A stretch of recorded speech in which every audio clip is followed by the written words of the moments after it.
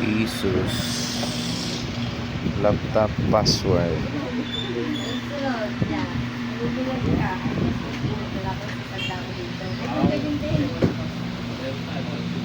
Asus M4090.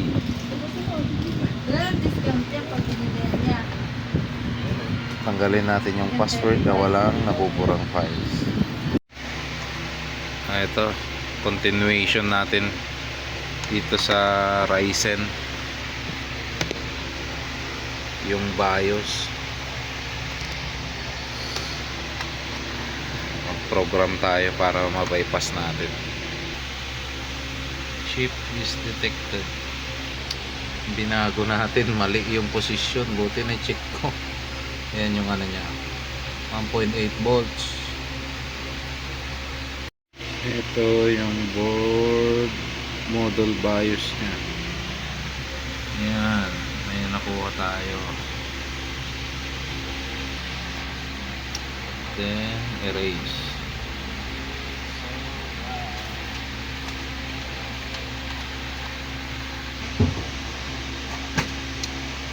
Then write.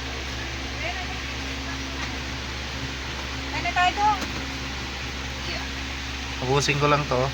Pre-program yung BIOS nitong Asus. Mauna, pangan ako.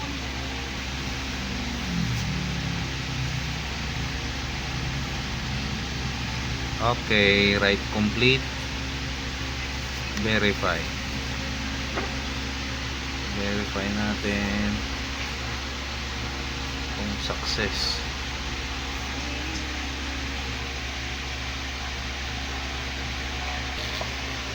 Para dito yan.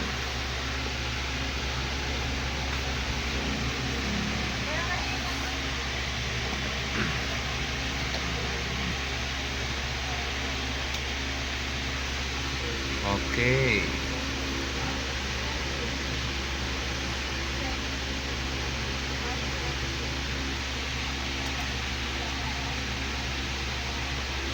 Right pala yung napindot ko kanina. Yun, yung verify. Sorry. Ngayon, try natin. Lagay na natin sa board. Yun.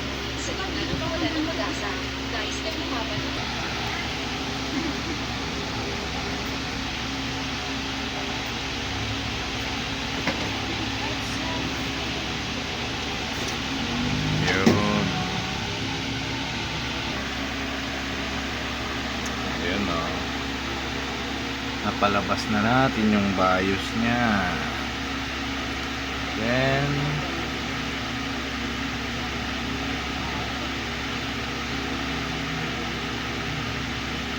F10.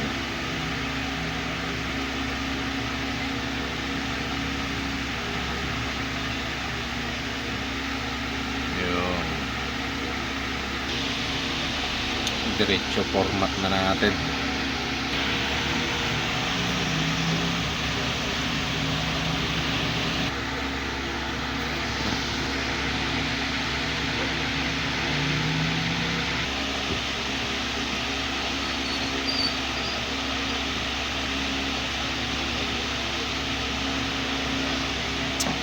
Yun. Tanggal na natin yung BIOS lock nya. Ryzen 3 Asus.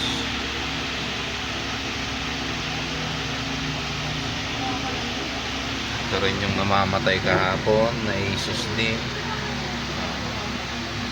4 days na siyang goods.